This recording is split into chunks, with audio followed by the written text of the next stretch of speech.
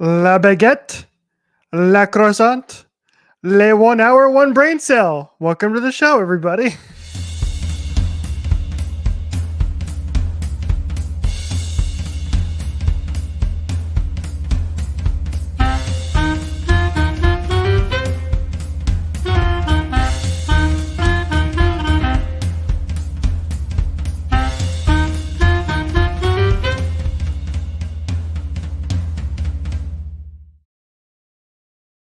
Hi, everybody. Welcome to episode number 30.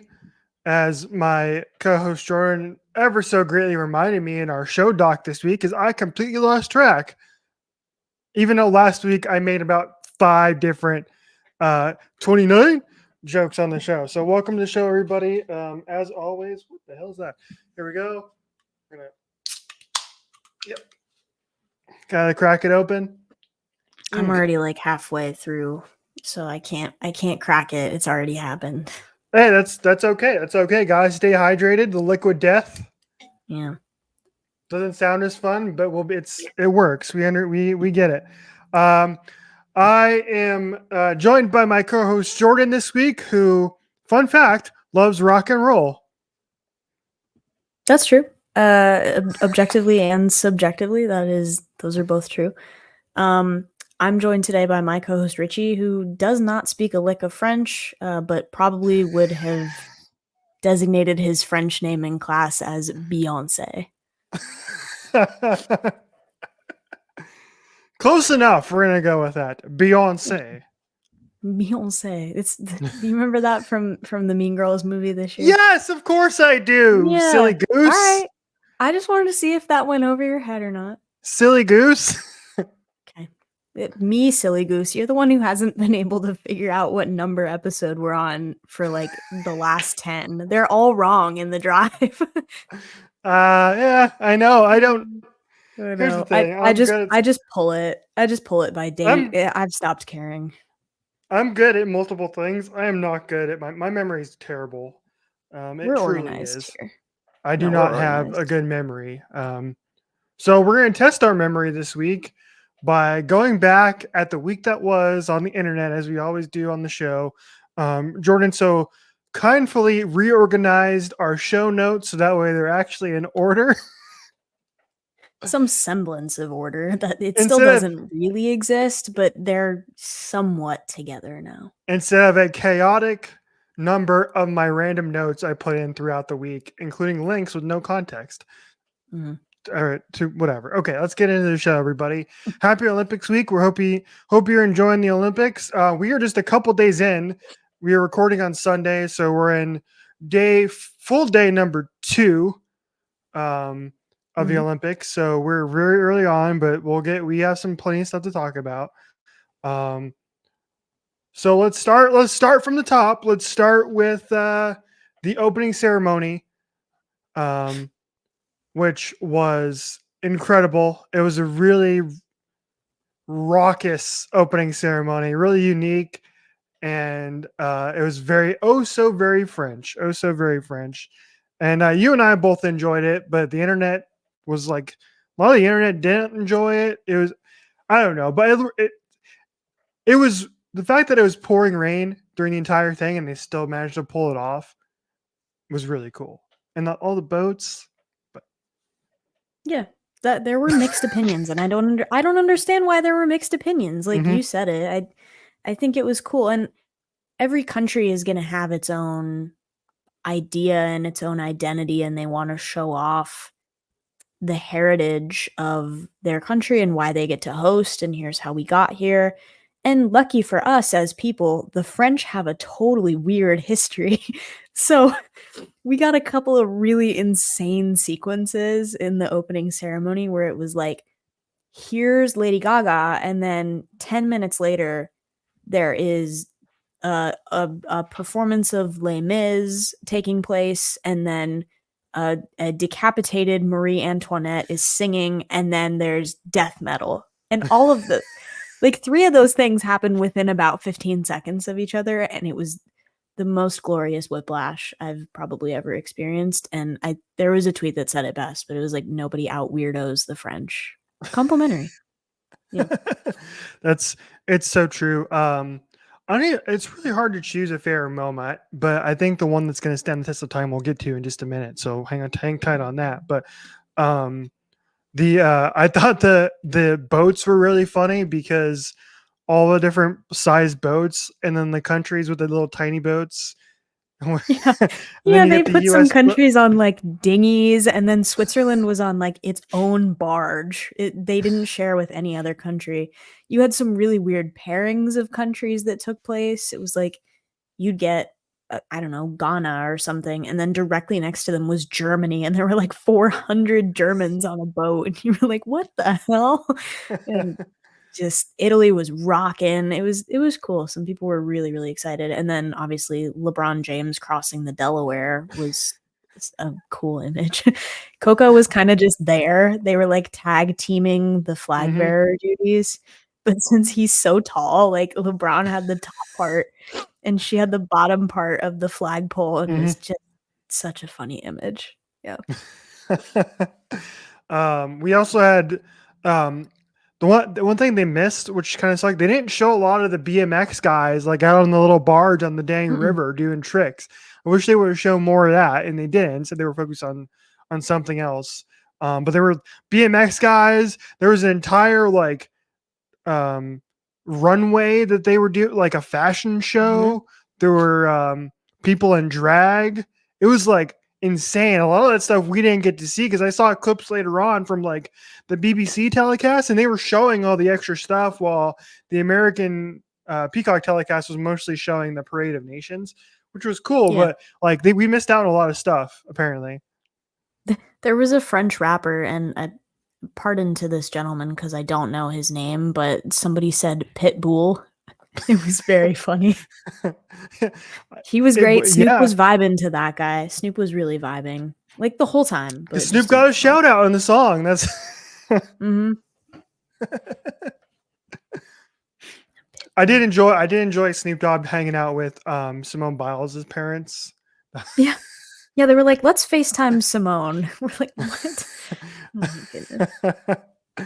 The world needs more Snoop at the Olympics. He's finally getting his moment in the spotlight. Between like him and Flavor Flav, we're well taken care of. So, Yeah. Yep. 100% true. mm, All right, let's get to the big part of the opening ceremony. Now, I'm gonna try and play this. We might get docked for this. Who cares at this point? As whatever. long as they don't strip our channel. Um, I can edit it and post if I need to, but we're gonna We'll relive it just just we'll because just cut it out if they strike us. We'll just cut it out. You we know what can we're cut talking it out. about. Yeah, Yeah. exactly. But we need to relive it because it's too great not to. Okay, so Jordan and I obviously were watching it live on the Peacocks, and there were rumors all week long, that we would get a certain world renowned artist showing up in the opening ceremony. And we weren't sure when, we weren't sure how it was going to happen, but it starts with this shot here that you see if you're watching us. It is a shot of the Olympic flame, which was wild. It was like some Wizard of Oz hot air balloon. Yeah, it's true. They They put just it in a hot air balloon and then just lifted it. There was also like 9 plus torchbearers at the end. There was the whole process of getting the Olympic flame from the venue, which was like at the Trocadero, getting it to wherever they have this giant hot air balloon took about a half an hour. It it was was like, that was the part that I was like really like long, which was the mm, horse on the river took yep. forever. Well, I swear that was the slowest damn It was horse in the history of cool. mankind. The visual was so Yeah. cool. And it was fun for like the first 5 minutes of the horse running on the Seine. And then it was like, where is it going and why isn't it going faster? And then there were multiple handoffs involved, some of which were not to French athletes, like Nadal and Serena were on this boat that was carrying it. Just there was a strange relay that occurred, a passing of the baton, and then we got to just down to the end where they finally lit this thing, and then it was a hot air balloon. We're all like, what did we just watch? So nobody out weirdos the French, but yeah. But did you think the same thing I did watching it, which is I thought I was watching The Wizard of Oz for a second? Because for some reason, when I think of hot air balloons, I think of Wizard of Oz. Maybe. I don't know. I don't know. That wasn't my first thought, but I can Or am see I where just you got strange? that. Well, we know that, but we're both strange. That's why we're doing this show. Also, I think part of it too is the subliminal marketing of Wicked, because Ariana Grande and Cynthia Ervalio, I've botched her name, I'm sorry, were Adele Dazeem. Yeah, Adele. Sorry, Adele Dazeem. Adele Dazeem. Cynthia Erivo. Erivo, thank you. I'll just cut that part out. Anyway, so they were there. They were there, and they were like interviewed on the red carpet before the show, and then they had a couple of commercials for it. And I think that's why I had it on the brain. I think, and then earlier in the week I saw Twisters, and they had the trailer for it as well before that. And so I think I just had it on the brain. That's why I thought of it. No, that makes subliminal sense. marketing. We're getting a lot of Wicked content. Yeah. The marketing is working, folks. Anyway, so with all that said, we got to this moment here, which I hope I have it queued up correctly. I don't really even know. But anyway, we got to this moment. As long as we get a couple seconds, we're good. Yeah. And you heard, and you heard the voice, and like, that's it. Absolute amazing voice that is Céline Dion just shows up on the damn Eiffel Tower and puts on the performance of a lifetime, despite battling a terrible, terrible disease over the last several years, and sounding just like a freaking angel, for goodness sake, just absolutely beautiful. You made fun of me because I tweeted out that it was a beautiful performance, but it was. There was no other way to describe it.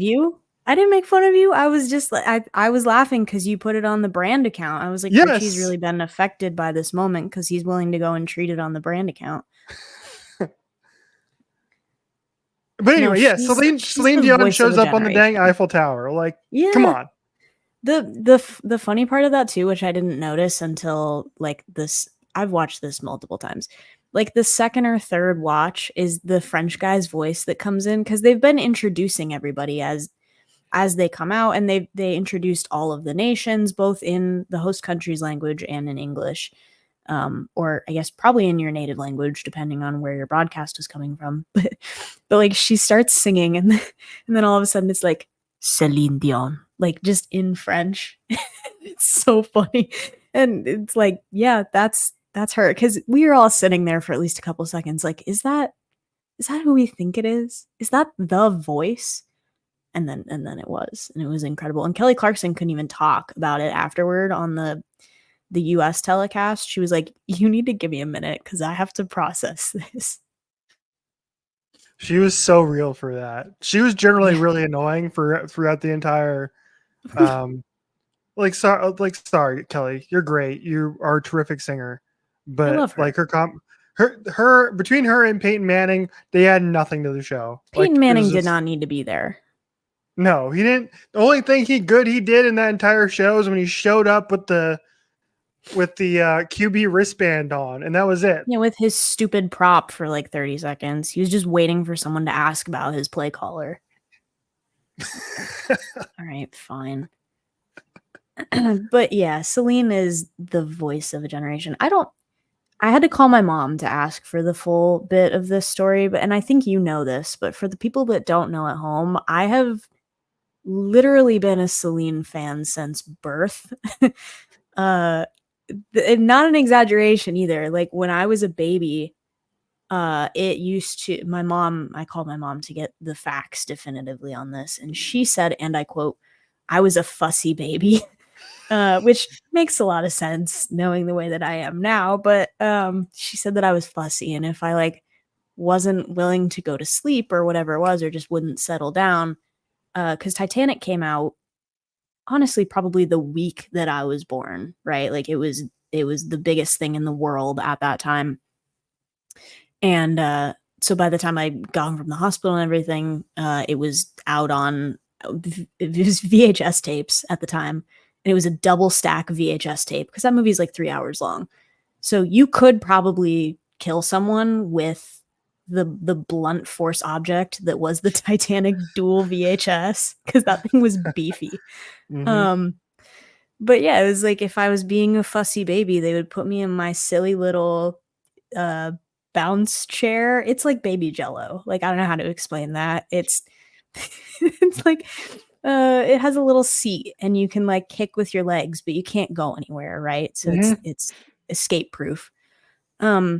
They would put me in that and they would put either the VHS or the, bonus track or whatever, like the music video for it, like on the TV, because DVDs I don't think were a thing yet. And it would calm me down as a child. So it's always been My Heart Will Go On for me. And that was our ASU, our hockey team win song for 2016 to 2020, enforced by yours truly. So every time we won a game, we would scream, My Heart Will Go On, and it probably just sounded like a pack of coyotes, but we had fun. It's all love. Celine. I'm glad you brought that up. It's almost like we're professional broadcasters here once in a while, because this is the perfect transition to this TikTok that you sent me, which is in Paris after the opening ceremony. And this is the streets of Paris with a little sing-along.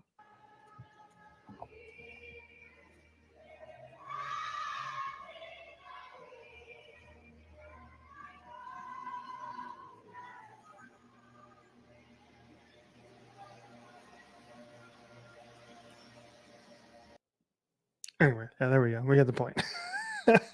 There's something about that song, I think, that just it makes people abandon, because we all know we can't sing it like Celine sings it, but you don't care when you're singing that song. It's all love. It's all love.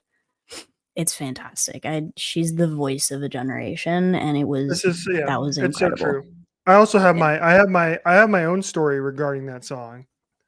So I'm going to recant this to the best of my memory because it happened when I was in kindergarten, maybe first grade. Okay. Yeah.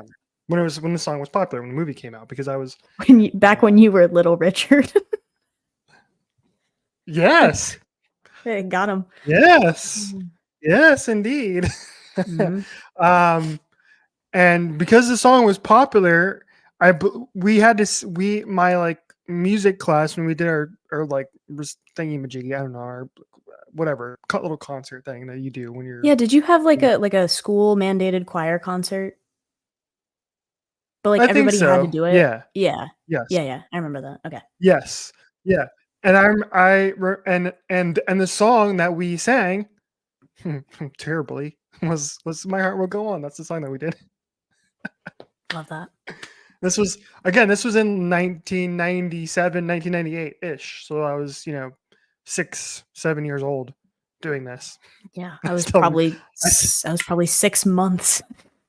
I still remember doing it 30 that's awesome. 25 years later.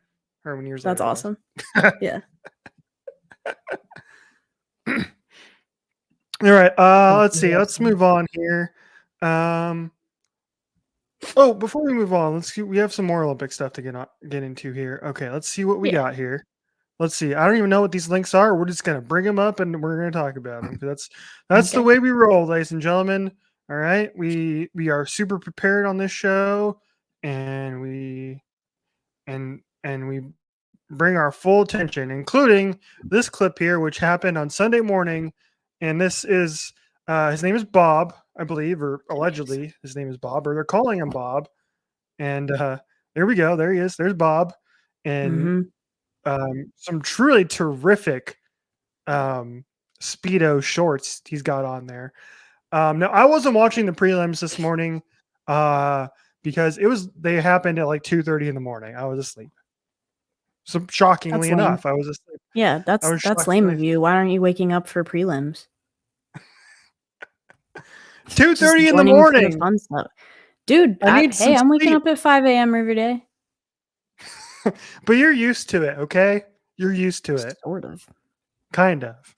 I'm not. I wasn't, because here's 2:30 is like the worst time because I can't wake up early for it because I always fall asleep at 1 a.m. Like last night, I was watching what was I was watching I think kayaking or something last night is Canoe what I felt. slalom. Yeah, it's something silly. Yeah. That either that or fencing or one of the two. Oh no, maybe it was fencing. I was watching fencing. Anyway, I was falling asleep to one of the kind of random sports that they have on in the middle of the night.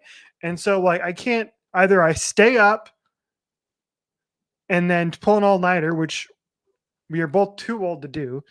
Um, or I fall asleep at one and wake up an hour and a half later, and that wasn't going to be the case because I had to wake up early for spa. So I didn't wake up, but you were. So do you know the full story behind this dude, or did you know what was happening at the I time? I don't have so we all found out the story kind of as it was happening, but then more details came out afterward, obviously. He's still unnamed. Bob the Cap Catcher was sort of the fun little tagline that stuck for him, his fun little nickname. This was apparently a lifeguard at the event, so someone who was already there and already working it. One of the swimmers' caps had I don't know whether it was I think it was an extra cap that had fallen to the bottom of the pool, and you're not allowed to obviously have anything in the competition pool while people are swimming, but you're not really allowed to go in there and get it either.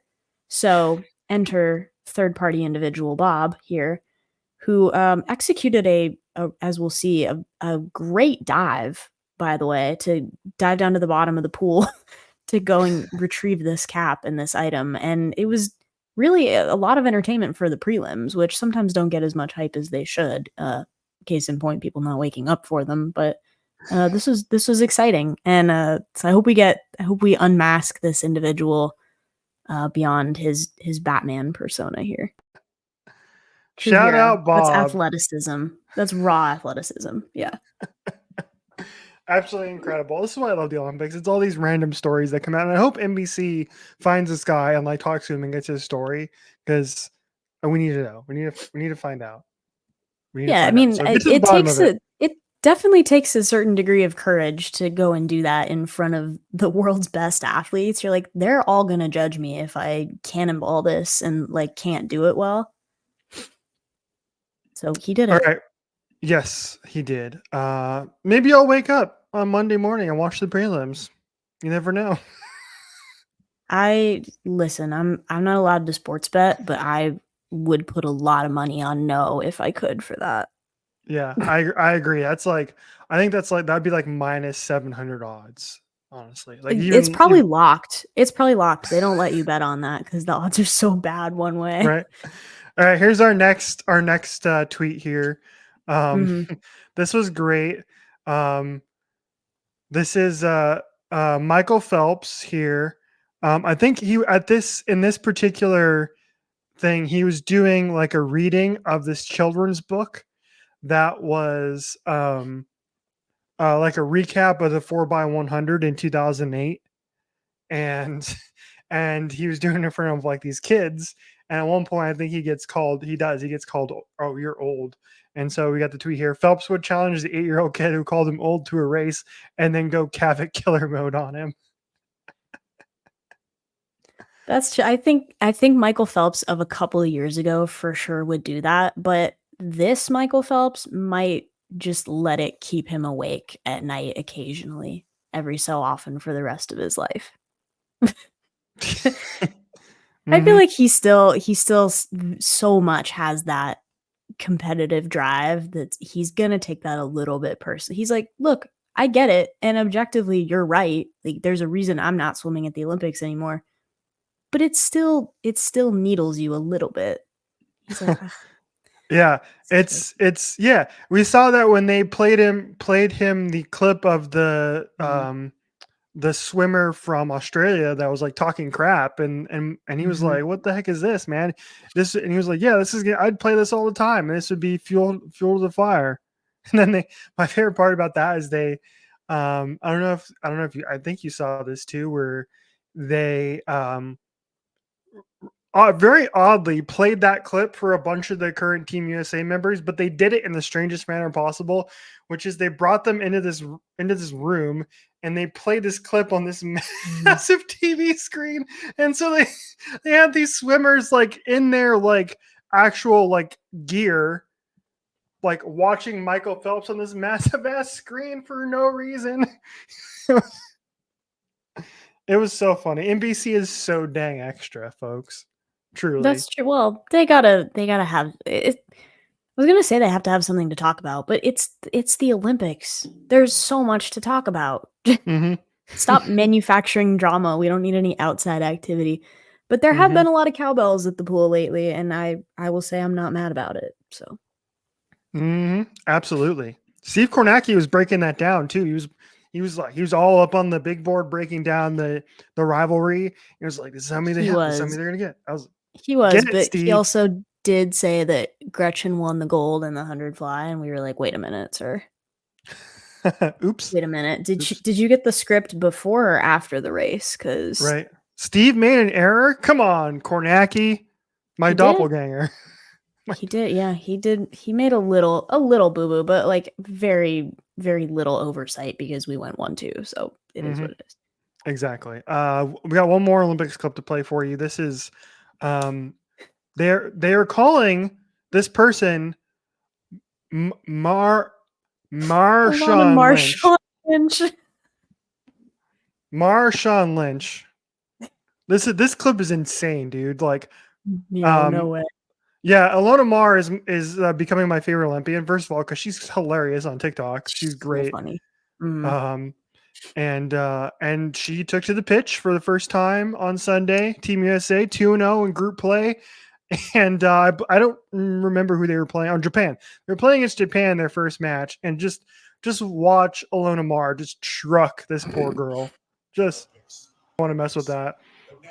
I saw a tweet about it, and it was like the Japanese team watching the US roll up to the game without helmets on. They were like, "Mom, come pick me up. I'm scared." Like that's the equivalent of if you're like a beer league hockey player, right? And you show up for with your ragtag bunch of people at 9 p.m. on a Wednesday night, and you show up and the other team all has like helmets without visors, missing teeth, wearing sponsored pants and jerseys from their professional league, and you're like, we're about to die. I want to go home. Yeah. Ain't that the truth? In the later game, she basically did the same thing and stiff armed two girls on her way to scoring a try, as they call it in rugby sevens. Which, as I mentioned last week on the show, I love sevens rugby. It's so much fun to watch.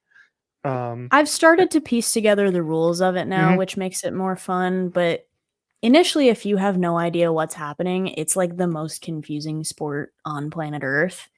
So you're like, why are they rolling on the ground? Why do they have to touch the ball on the ground? And now that all that happened, we're kicking it now. You're like, wait a second. What are the rules?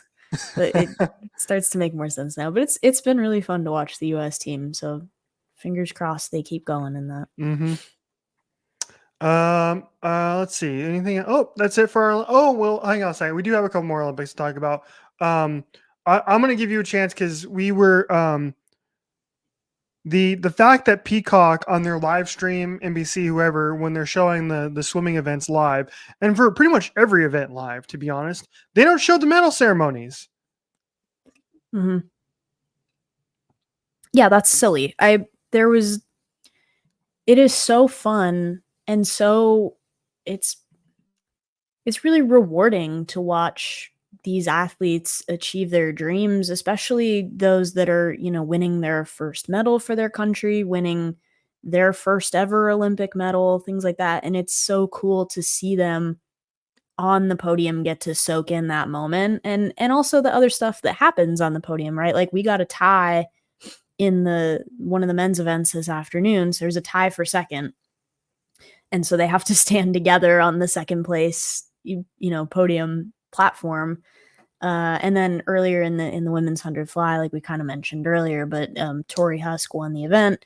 And after they had all received their individual awards, called Gretchen Walsh up to stand on the top step with her while they did the anthem and all that good stuff. And you can just see how much it means to them to, I mean, there's so much exceptional work that goes on behind the scenes to even get to that event. The number of things you have to go through and the trials, and everybody's got a story. Everybody has something they're trying to redeem or something they're trying to achieve for the first time. And when you finally get to that point and you get to stand up there and be with the crowd and be in the moment. And for a lot of them, this is their first Olympics with a crowd, because if they, had the summer in 2020, obviously there was COVID and it was all very different. So their friends and family are there, and it's so meaningful. And show that on TV is my long-winded point, but show that on TV. I get if there's another event going on, but they don't schedule other people to be swimming while a medal ceremony is going on. So, what else are you showing? Go show the podium ceremony for a second.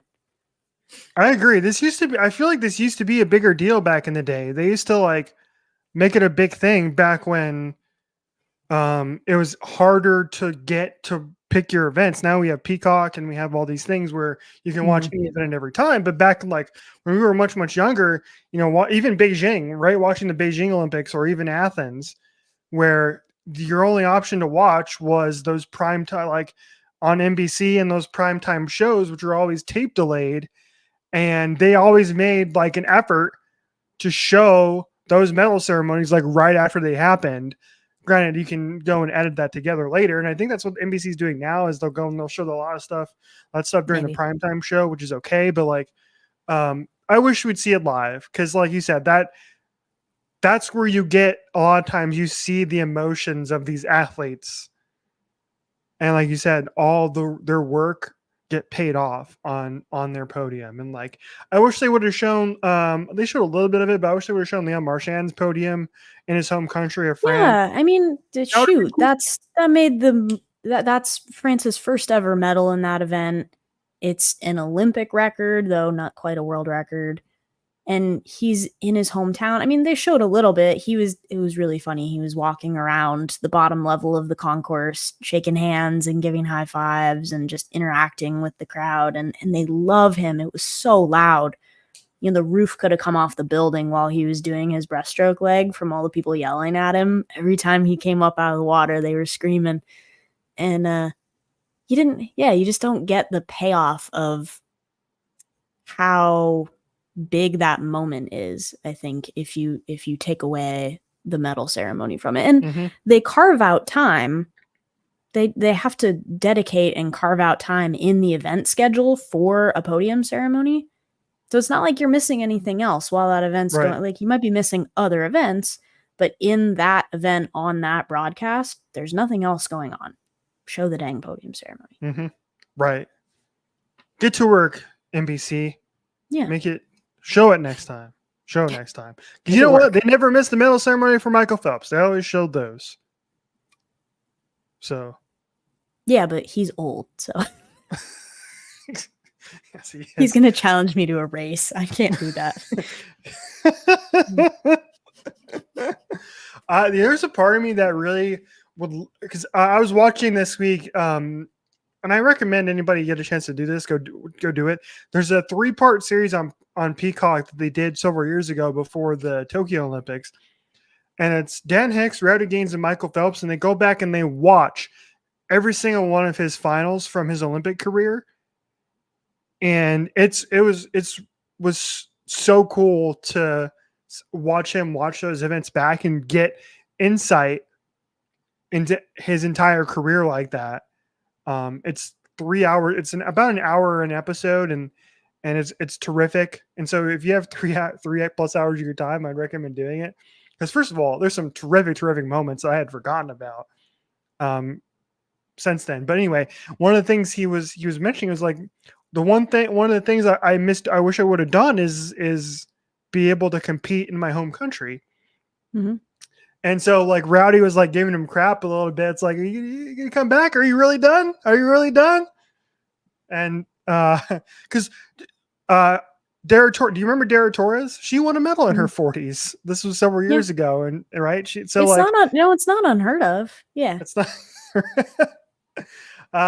So I think he'll be in his 40s by LA 28, but who Mhm. knows? He can probably still hop in there and finish in the top 8 at least. I don't know if probably not in medals anymore, for goodness sake. Yeah, he might have to be training an off event now. Yeah. Anyway, let's move on. From the Olympics to what should be an Olympic sport but isn't, racing. Spa. Motorsports. Our last Formula One race before the summer break. So this is our last Formula One hour, Formula One brain cell for the next month. Spa.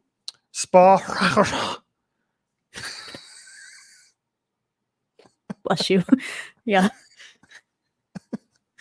I'm not gonna try because I can't do it any better. So It's we're gonna leave it at that. it's Spa Francorchamps is what it is. Spa-Francorchamps. Okay, sure. Yeah, Spa, Whatever.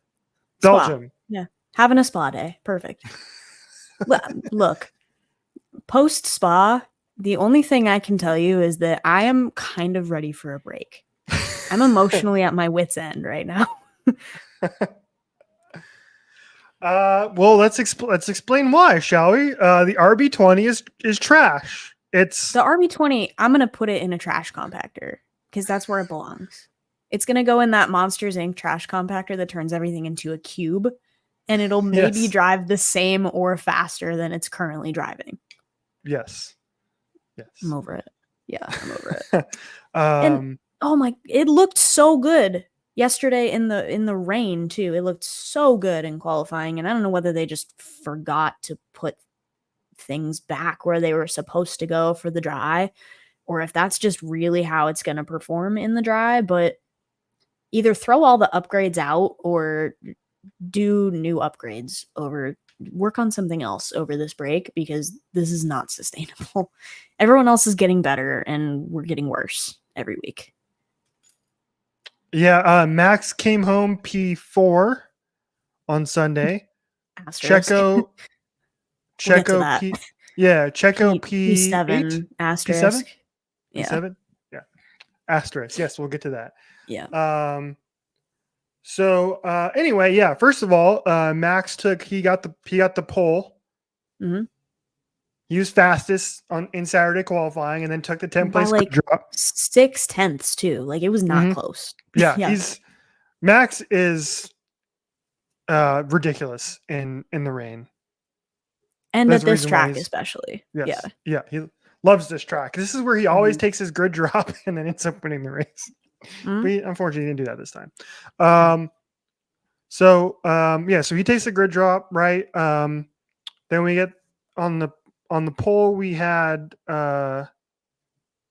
Leclerc, and then Charles, and then Leclerc, and Checo P2, which was Checo, a surprise to some, if not most of us. And then Norris P3, Lando's third, yes. Hamilton P4. Yeah, that's right. Yeah.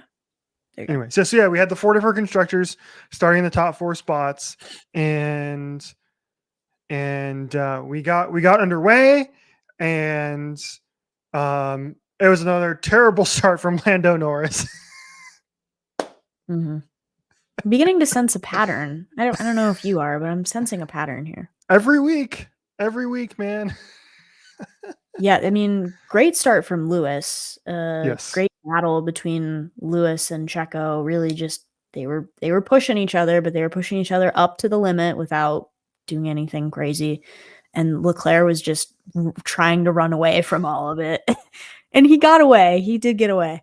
But yeah, just it wasn't a horrible race start for anybody, really. We didn't have any real incidents into turn 1. I don't think anybody hit each other. Nope. Everybody got away clean. Which is a miracle. With how hard that right-hand turn is, by the way, that's kind of a miracle. Yeah. Exactly. And then we went on. We got into the race, and Lewis got the lead. He led for most of the race, which I was very happy about. Obviously, through goes Hamilton. Through goes Hamilton. Okay.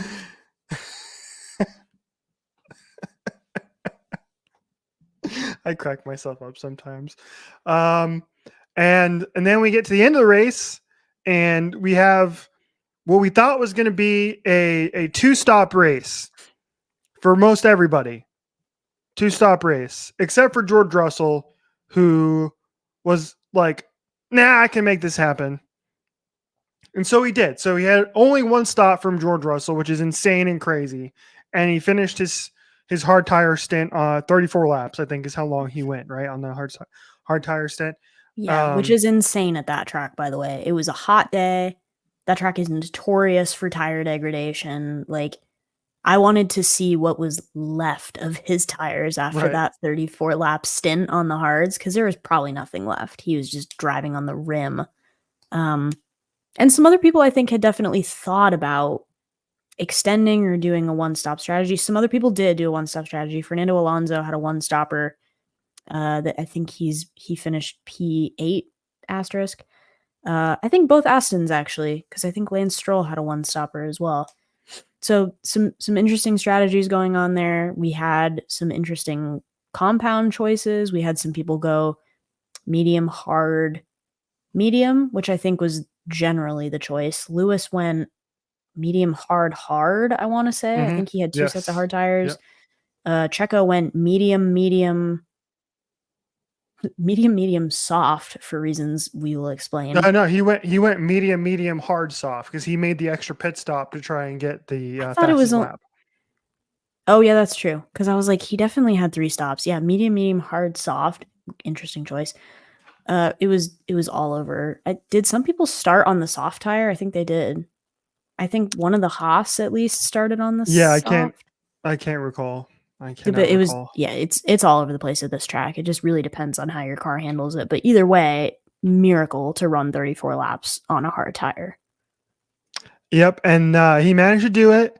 And Lewis was catching him. Lewis was faster, making up on those fresh hard tires, and he caught him, and then he couldn't get past him. And for whatever reason, Mercedes being Mercedes, because they hate Lewis, I've made that very, very clear on this show over the last several months that Mercedes does not like Lewis Hamilton anymore because Toto got left at the altar and Lewis is leaving for Ferrari next year. And so they, instead of protecting themselves from a hard charging Oscar Piastri who drove a terrific race today, and caught them both at the end of the race, instead of protecting themselves against a hard charging Piastri, they were like, you know what we could do instead? Let's just let these guys race and let's let George keep the lead. That's a great decision. And so, despite the fact that Lewis was much, much faster and for whatever reason could not get past George, I still don't understand why Lewis couldn't get past him just by having the fresher tires. I don't know, really, but strange. we saw that with a couple of people at points in the field. It's not necessarily a hard track to overtake on. There's definitely spots where you can do it, but it's a very high speed technical track. But we saw people within half second or less with DRS not really be able to make an impact. It just kind of depends on what car you have, I guess, and the impact of that DRS. But like Verstappen was within a second of Leclerc for probably 8 laps and couldn't make anything happen. Right. Lando was within a second of Max for what felt like the whole back half of the race and couldn't make anything happen. It was just something about it made, and that frankly, there's really only 2 DRS zones. It's the start-finish straight, all the way, or not even the start-finish straight. Yeah, it is. But then it's the climb. So once you get to the top of Eau Rouge up into the first chicane, you get a long straight with DRS. But there's really not much. You don't get much opportunity, and they're all high speed, so everybody's flat out there. It's not like you can overtake in braking. It is what it is. It's not Monaco level of bad DRS, but it's less powerful here than at some other tracks. So true. So Lewis couldn't get it done. Comes in P2. Piastri finishes P3. Lewis very angry post-race because according to him in the post-race, he was thinking about, or like he was He was like, "Oh, I should have called my own strategy instead," because I think he was basically saying that. Listen, my tires were fine. My tires were okay, just like George, right? The tires were okay, and they could have extended, and instead they told Lewis to box, and he did, and that cost him the race, or so we thought. Asterisk. And so The thing that makes me mad about that is that it was one of his immediate comments afterward that was like, not only did they not really let me call my own strategy, but they didn't tell me that they were going to do a one stopper with George, or they refused to give that information, or weren't giving lap times, or weren't giving tire information, or whatever it was. It was like, if you're intentionally withholding information from one driver on your team to benefit the other driver, that's a no-no. You should never be doing that. That's very shady. Very shady. Yeah. I've said this before, despite the fact that Lewis now has 2 wins on the season in 3 races. I'm so glad he's leaving. I'm so glad he's getting out of there and going and going to Ferrari next year. Anyway, so we move on, and we're about, gosh, half an hour after the race or so, I guess, maybe around there, right? And then we get the issuance from the FIA that George Russell's car. We were observing the cars in Park Ferme, and it's just taking a really long time to observe the cars in Park Ferme for some reason. Why would that be? Why would that be? That's because George's car came in 1.5 kilograms too light. Mm-hmm. Yeah, George forgot to have his pregame cheeseburger before the race, or whatever it may have been. But the formula part of Formula One, for those of you who are less interested than our idiots are, but the formula part is that there's a certain deck and set of regulations that the teams have to adhere to for not only building their car, but for operating it. You have to be within certain limits of wing angle, or tire pressure, or fuel load, or, this, that, and the other thing.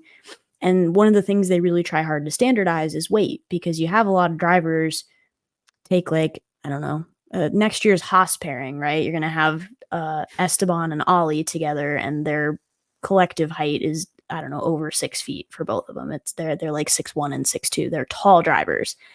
And then you got somebody like, sorry to call him out, you have Yuki on the grid. And Yuki is not going to weigh as much as even his team counterpart, Daniel Ricciardo, who's a taller individual. So you have to account for that across the cars, because I think Lewis said this in an interview, but like 1 kilogram of weight change accounts for like 2 seconds in lap time across the duration of a race. So if you're a kilogram lighter, you gain 2 seconds throughout the course of a race because your car's carrying less fuel. That explains why at the end of races, you tend to see cars going faster. They'll put those soft tires on and go for a fastest lap, like Checo did today. He had like 1 lap of fuel left in the tank, so it was the fastest he was going to be. They defuel during qualifying for that reason, and then they refuel during the race so that they make sure they have the load they need to get through the race, but no more. You don't want to be carrying a lot more because it's really detrimental to you. They weigh all the drivers. It's all very, very standardized. And somehow a 1.5 kilogram chunk of metal or otherwise went missing from George Russell's car. Yeah, I really want to know how that managed to happen, because I think they do the same thing, or they weigh before and they weigh after, right? Or they weigh after qualifying, right? Because then they go into Park Ferme and then they'll weigh after the race type thing, right? That's what they do. So we get that, and we're like, oh, George is going to be disqualified. See you later, dude. And turns out an hour later, we get the news that George was indeed disqualified. See you later, George. Lewis, win number 105. Congratulations, Lewis Hamilton, on getting the win, albeit in a very, very messed up manner. And I'm sure not in the manner he wanted, nor anyone else wanted, even though he did deserve to win the race. I would agree with that. He's also only one of 2 drivers to win multiple races this season. So despite the parity that we've had throughout the grid with different drivers winning, which has been mostly fun to see despite the detrimental effect on my team.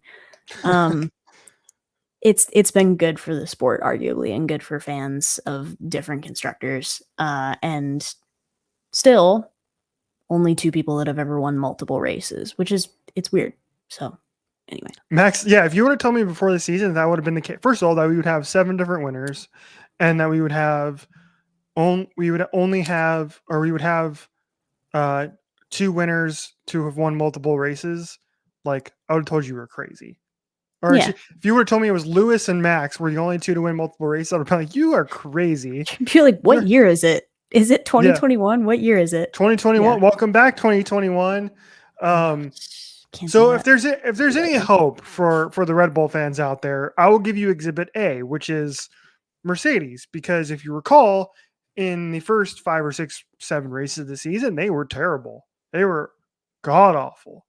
They were lucky to be the 4th best team on the grid, and they were finishing 7th and 8th, right, most of the time. And now they're right up there in contention every week, and they've won 3 races in the last 3 out of the last 4 races, I think. Is it right? 3 out of the last 4? Yes, because George won at Austria. Mm-hmm. Lewis won at Silverstone. Mm-hmm. And then, today. And then the 4th was Oscar. Yep. Oscar. So the rebirth of Kimi Räikkönen. Oscar. Yes, exactly. Oscar.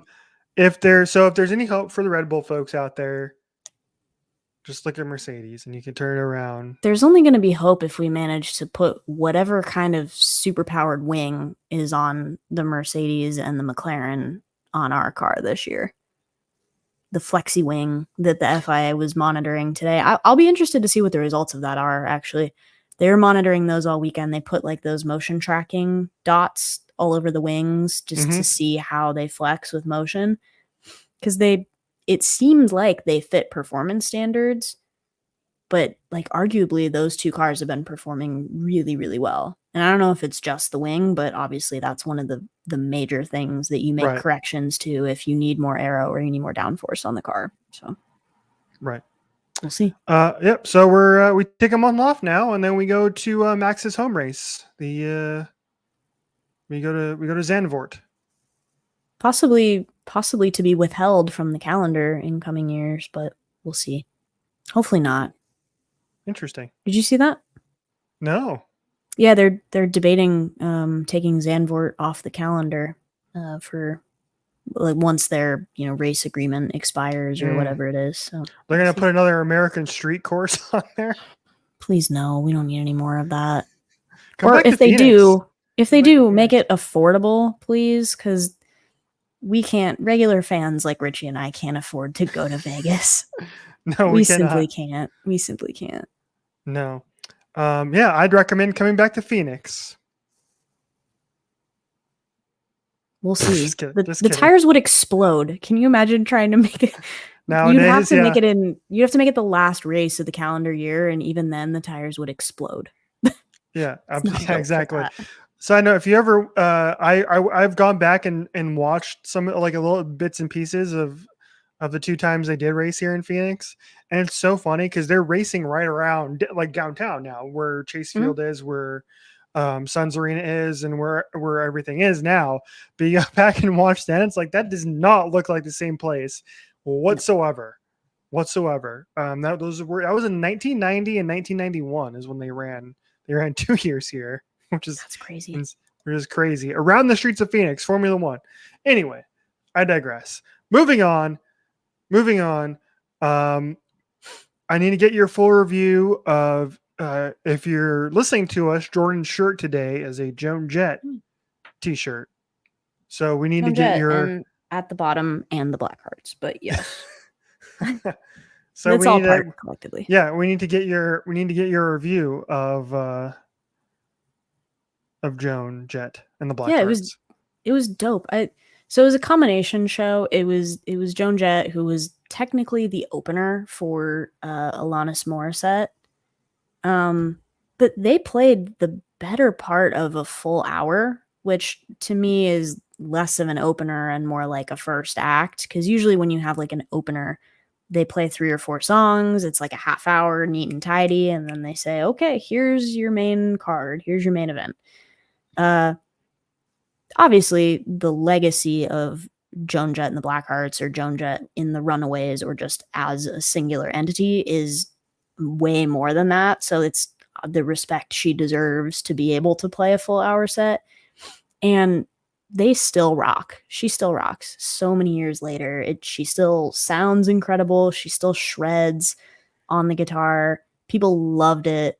I was in the minority of folks that were probably in the 25 to 29 age group that were present. But I was going hard. I was having a really fun time. It was like a $30 lawn ticket. What's not to like, right? You just go and hang out and you get Joan Jett and the Blackhearts for $30. And you can say that you saw it. It was like remember when they had March Madness Music Festival in Phoenix? I don't know how many years ago. It was when I was an undergrad. And it was like, here, go see Aerosmith for free. We're like, absolutely, I'm going to go see Aerosmith for free. My dad hasn't even seen Aerosmith, so it's just one of those cool experiences that you can say that you saw them and they were awesome and it was a great show. And I left probably, I heard Hand in My Pocket happen as I was walking out to the parking lot. I don't know if that counts because listen, it's a $30 long concert, right? It's affordable. It's the everyman seat. There were seats, but I wasn't about to pay that much money for seats because I was like, I don't even know if I can go to this. I bought them so long ago.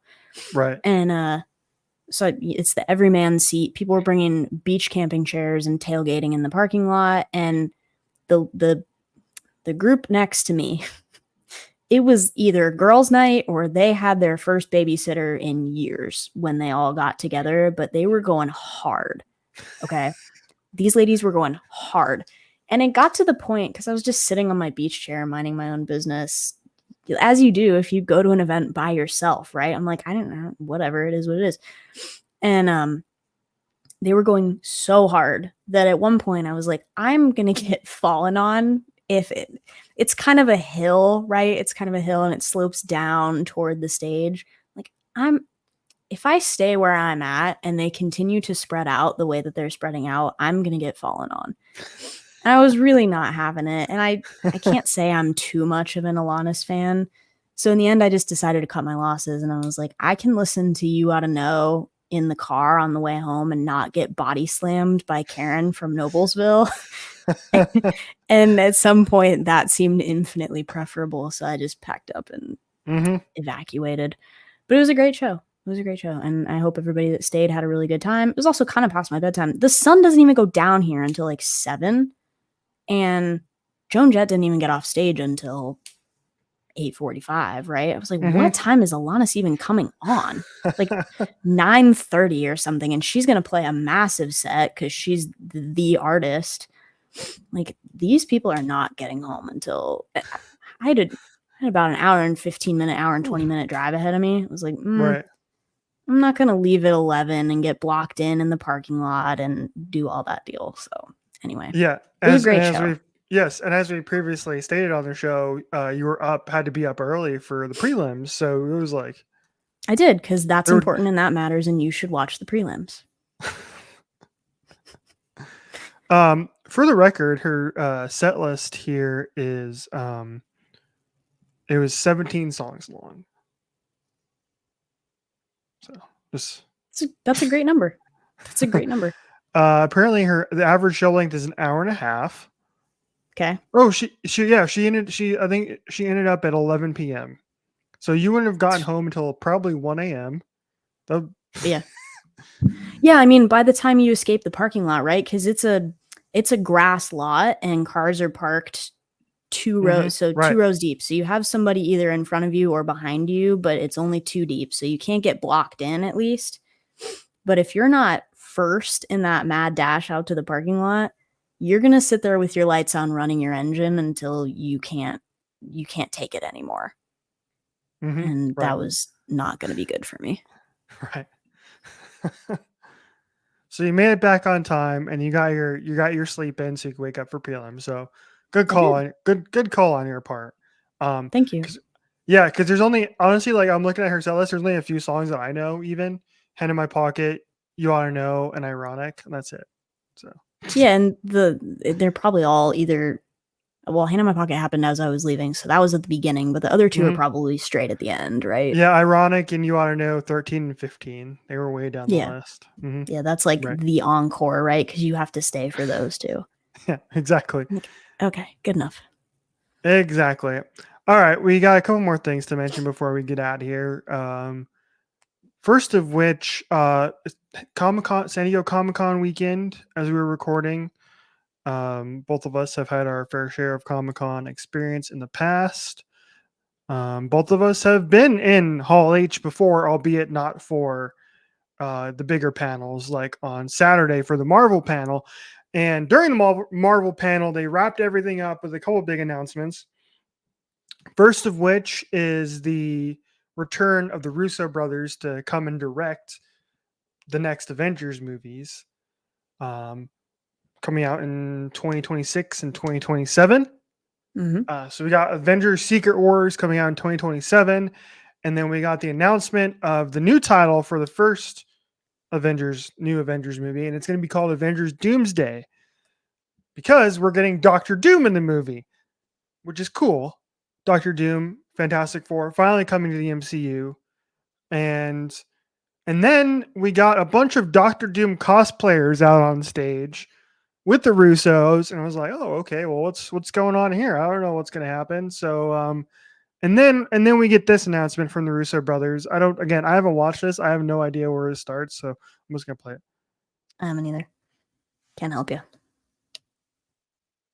If we're going to do this, if we're going to bring him to movie theaters worldwide, then I think we're going to need the greatest actor in the world to play that character. Okay. Ladies You heard that too, right? Yes. As proof of the unimaginable possibilities in the Marvel multi-universe, we give you the one person who could play Victor Von Doom.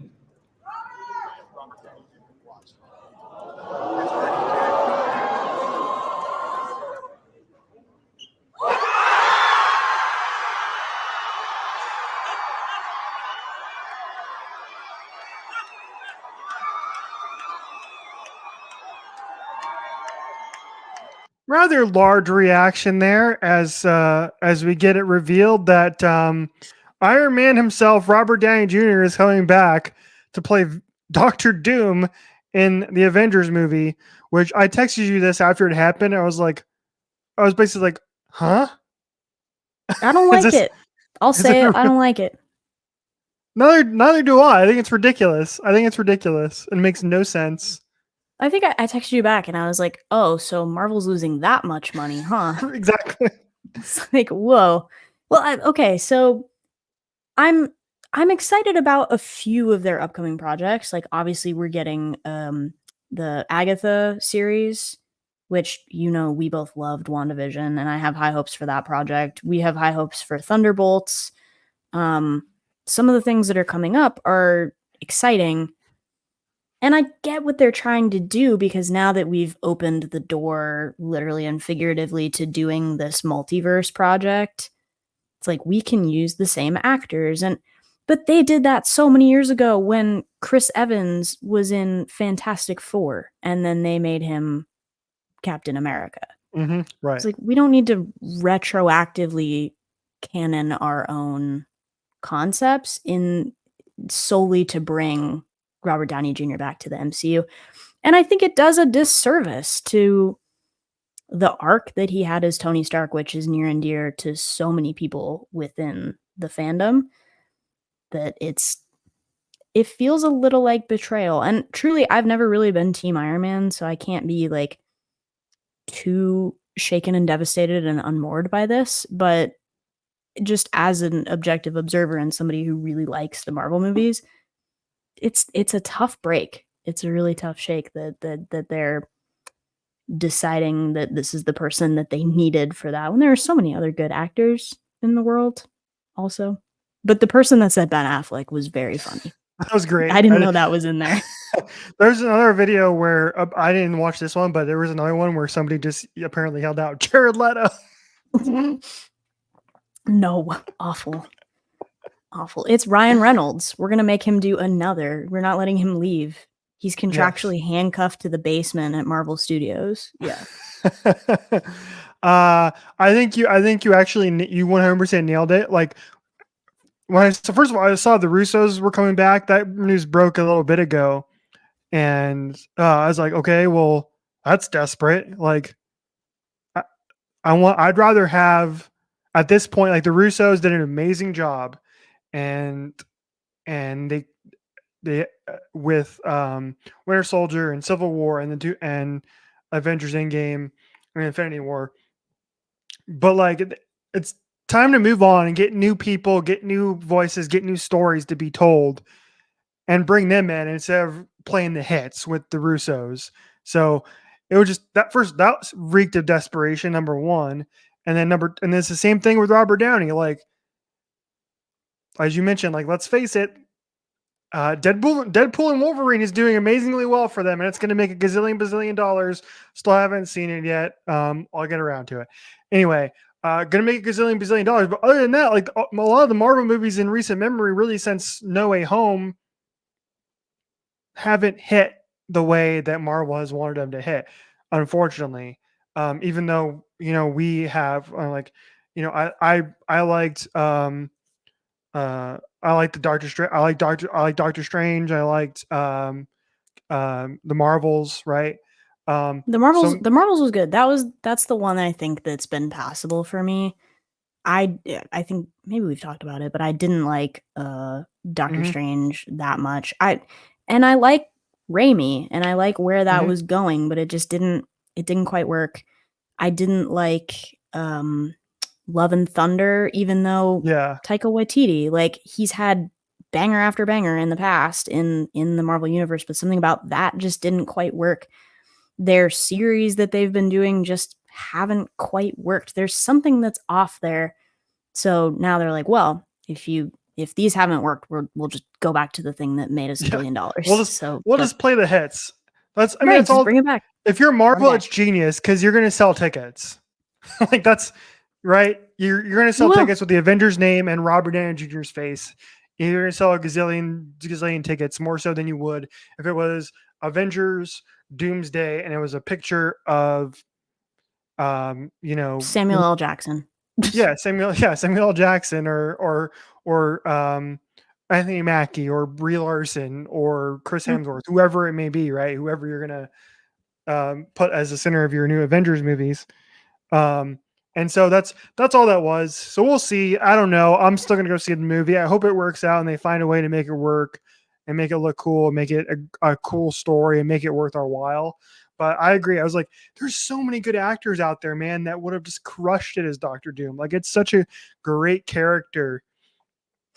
And such like that you could truly turn into a terrific villain, much like Thanos, right? And Josh Brolin, who was incredible as Thanos and really took that character to the next level and made that character so good. And that's why those Avengers movies with him work so well, is not only because he had everything else going on, but Thanos worked as a villain and he was an interesting villain.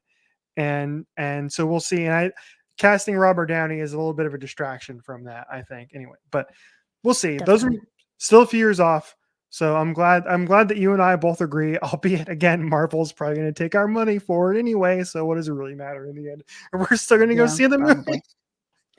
Probably, but I won't be, buying merch and being devoted to it and following wherever this goes. And if it turns out that this whole multiverse thing is just like an excuse for him to be like anti Tony Stark, like bizarro Tony, not to use a DC term, but like bizarro Tony Stark, and it's like, I hate you 3000, like it's going to be the dumbest thing I have ever seen in my life, and it won't have been worth it. It simply won't have been worth it. But if they give it a full-fledged story, which I hope that Robert only said yes because he likes the direction that they're taking it, because he's been doing such good independent work as well outside of Marvel.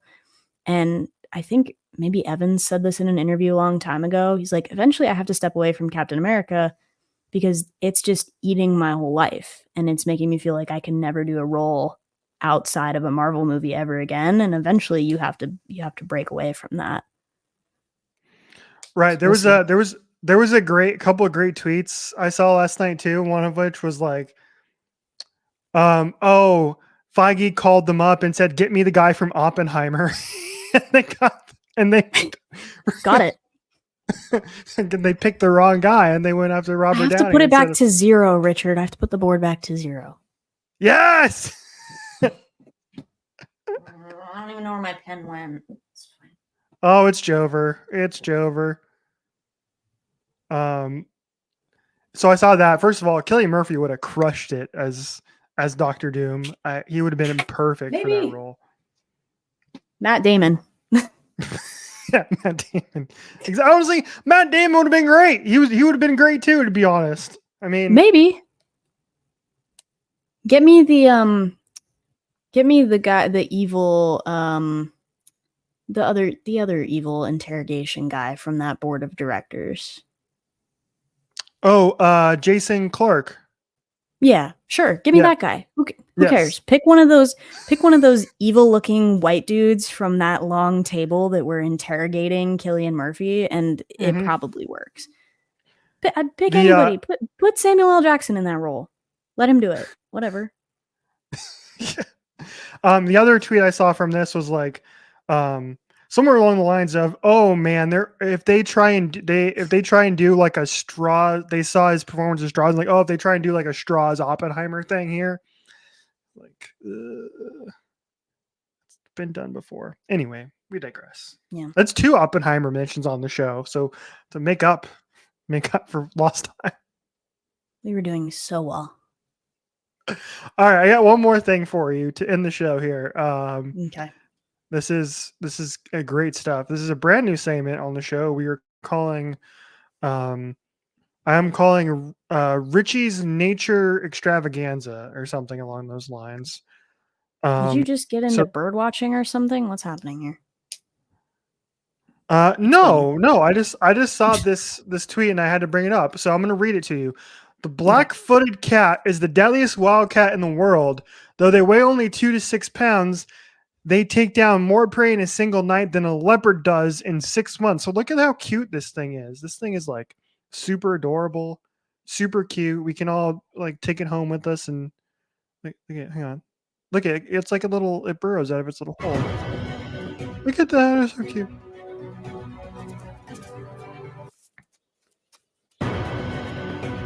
This is Max Verstappen. Look at it's so cute. It is really cute. I just want to know how they.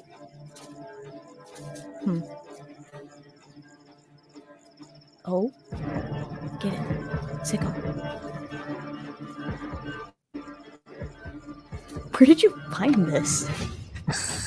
Oh, look at that face.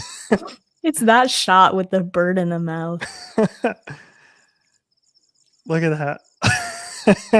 That's crazy. It came across my Twitter timeline. I don't even know why it did, but it did. Probably from all the cat tweets I like, and that's why. But there you go. That makes a lot of sense. That's your algorithm. Yeah, it's cats, Formula One, and the Wicked movie. The Wicked movie, yes. Yep. And Chapel Roan too. We'll throw her. Adele Dazeem. We'll throw her on the list. Okay, everybody. Thank you for watching and listening to the show. Make sure you follow us on the social media channels, on the Twitter, on the Instagram, on the TikTok. It is at OHOBC Pod. And until next week, enjoy the Olympics and wake up at 5 o'clock in the morning to watch swimming prelims, because everybody in the prelims, they put all the work in. You should watch all the work they put in to get to this moment. The big countries, and the small countries, and you should watch them and appreciate all their effort. I'm going to be waking up at 2:30 in the morning to do so. Yes, you are. For Jordan, I have been Richie. Until next time, peace out, folks.